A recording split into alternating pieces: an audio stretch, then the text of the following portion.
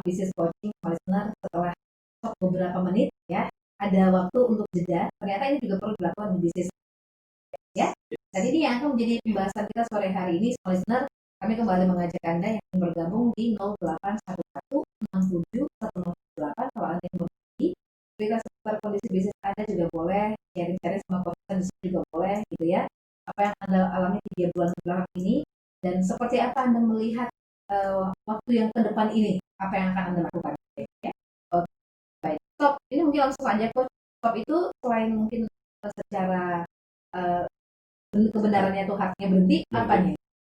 Ya, karena tidak sedikit pelaku usaha yang kelimpungan di saat tengah pandemi ini, Mbak Ica. Maka ada yang memilih tadi yang seperti kita bahas, berhenti, tapi berhenti nggak tahu mau ngapain. Nah, maka sebelum action, teman-teman pebisnis ya, smart listeners harus stop dengan tepat. Stop dengan tepat ini apa? Stop ini adalah momentum untuk Anda mempersiapkan tindakan terbaik yang bisa Anda lakukan untuk siap kembali beraksi, gitu ya. Nah, jadi kepanjangan dari stop ini ya adalah C, S-nya C, kemudian T-nya target, O-nya optimize, dan P-nya plan. Oh, itu tuh artinya stopnya. Bisa aja dipanjangin ya. Iya. Ya, biar penasaran. Ya.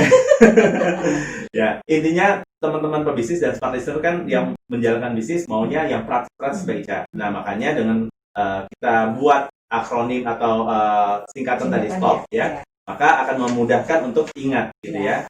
Apa aja? Ya, kita bahas ya. Yang pertama adalah C.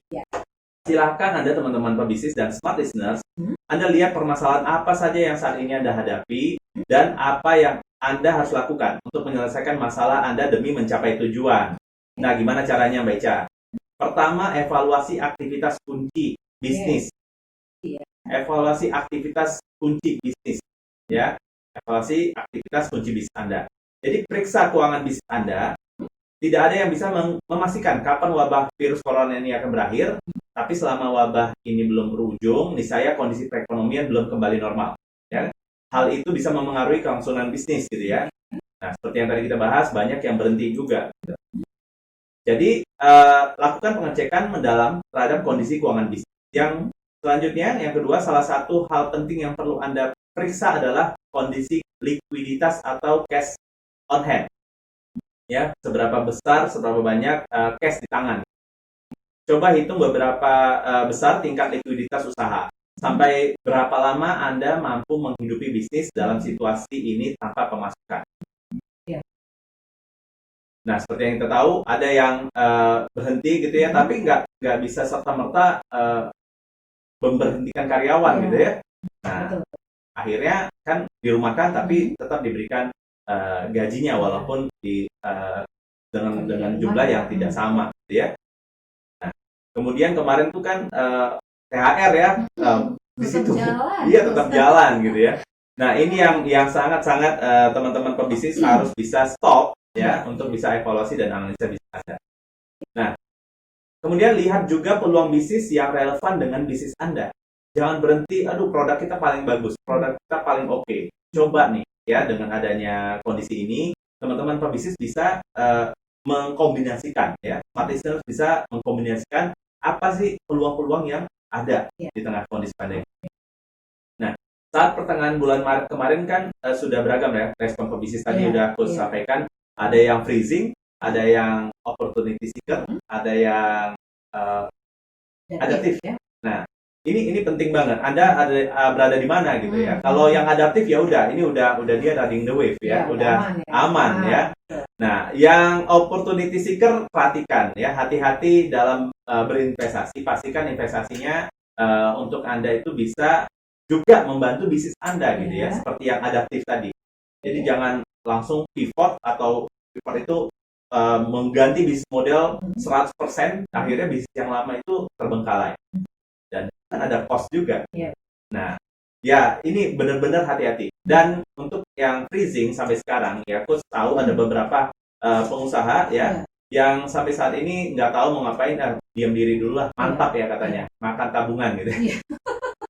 Nah, alangkah baiknya teman-teman pebisnis smart listeners yang sedang mendengarkan kita di bisnis smart business coaching ini untuk bisa menerapkan stop ini. Kedua, tadi kan S, Ya. ya. C. C.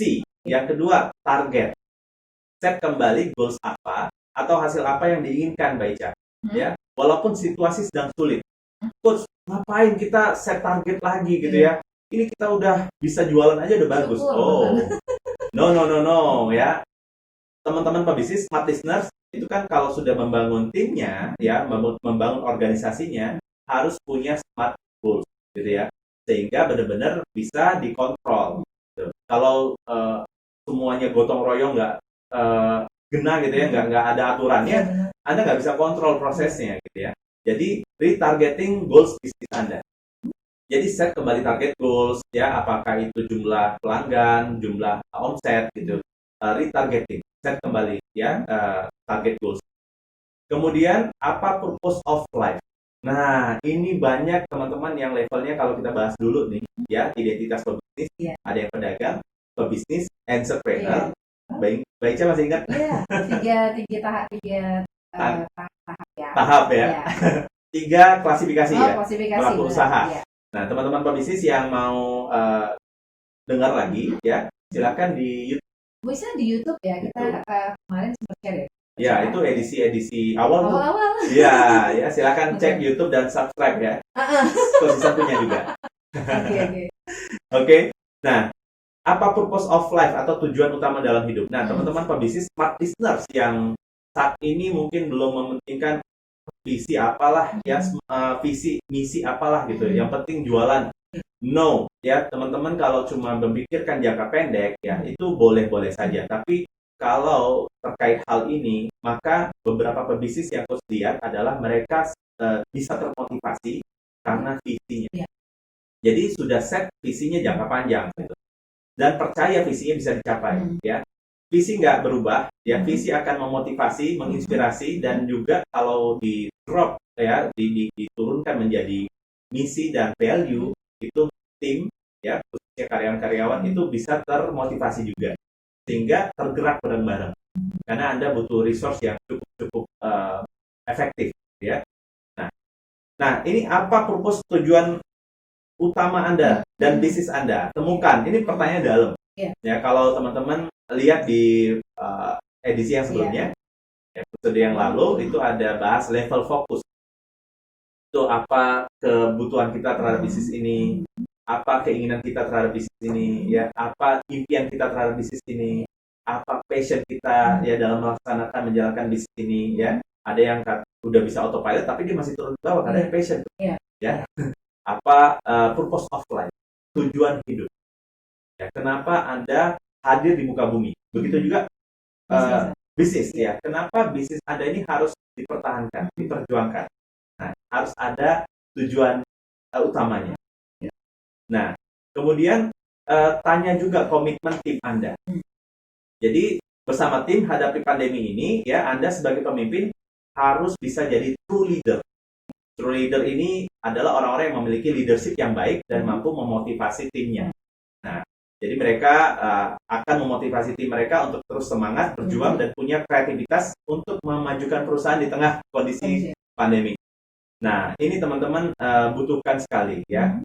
Kalau teman-teman tadi freezing ya, potensi di luar Anda itu tidak tergali ya. Kemudian Anda kalau misalnya optimis, ini akan bagus gitu ya. Kenapa? Karena ini menjadi virus positif untuk karyawan gitu. Ya, kalau timnya pimpinannya nggak optimis, ya karyawan atau tim ya apalagi. Oke. Itu yang kedua ya, target. Artinya ini sesuatu yang dasar lagi ya, kita balik lagi ke dasar ya. Benar-benar setelah stop tadi, maksudnya benar-benar stop ya, bukan stop yang singkatan itu ya. Iya. Berhenti. Berhenti, benar-benar berhenti. Artinya kita mulai lagi stop. Iya. Tampaknya ke dalam diri sendiri. Sebenarnya kita masih punya tujuan yang itu nggak sih ya? Atau kita menyimpang ya, Coach ya? Atau kita sudah mulai punya tujuan yang lain, geser dengan yang lain. Tapi seperti yang Coach sampaikan, jangan terlalu terburu-buru ya, Coach ya, untuk mengubah bisnisnya. Tapi Coach Isan sendiri, menurut Coach Isan, perlu nggak sih kita manuver bisnis, semua pebisnis yang sudah mengerjakan bisnisnya dan merasa, aduh kayaknya di tengah kondisi ini kita nggak peluang. Dia manuver total menurut Coach Isan nggak ada masalah? Iya. Dengan stop ini kita akan tahu manuvernya mau total atau bisa 90%. Kenapa? Karena kalau sudah sadar dengan brand, ya, brand sebuah bisnis kan ada value-nya gitu ya, value of brand-nya itu apa sih yang mau Anda sampaikan ke pelanggan Anda kan gitu ya. Ketika benar-benar manuver gitu ya, kan akan hilang spirit yang lama. Bisa jadi pelanggan yang lama itu udah nggak bisa mendapatkan manfaat yang sama gitu. Karena kan dengan adanya sekarang ini kebijakan new normal, nah sebenarnya nggak semua yang harus di rumah aja. Jadi ada beberapa orang yang memang harus keluar, harus beraktivitas. Nah, ini tentu tetap bisa mendapatkan value bisnis Anda gitu. Nah, jadi hati-hati dengan manuver atau pivot tadi ya, untuk mengganti bentuk bisnis, model bisnis harus dipelajari dengan seksama. Nah, kenapa? Karena tadi kehilangan value of brand-nya tadi ya. Ketika berubah orang nanti nggak ingat lagi gitu. Yang mana sih ya? Iya. Rebranding lagi ya, coach ya? Rebranding. Ya, misalnya ini contoh, ada business owner, ini bisnisnya adalah segala apa yang diperlukan untuk kebutuhan bahan akrilik gitu ya, bisa dibentuk-bentuk gitu ya, untuk keperluan kantor, untuk lain-lain. Nah, ketika ini salah satu pebisnis yang adaptif ya. Ketika bulan Maret kemarin tahu kondisi seperti ini, dia langsung buat inovasi ya, menjual produk akriliknya dalam bentuk face shield yang penutup muka itu. Nah, dan itu dibagi-bagikan ke pelanggan serta terutama rumah sakit. Nah, ini kan jadi soft branding gitu ya. Nah, ini kan sangat baik gitu ya. Nah, sambil akhirnya rumah sakit atau pihak perusahaan lain yang mereka support itu kan punya kontak gitu. Ya. Nah, ketika sudah kenal ya, ini menjadi channel dan akan mudah menawarkan produk utama. Sebenarnya bukan itu produknya ya, bukan. Itu jalannya ya. Iya, produknya bahannya sama tuh, dari akrilik tipis gitu ya mungkin ya. Nah, di setting sedemikian rupa, di desain, nah itu diberikan cuma-cuma ya. Sebagian dijual juga, tapi untuk rumah sakit dan kolega-kolega yang perusahaan yang membutuhkan itu.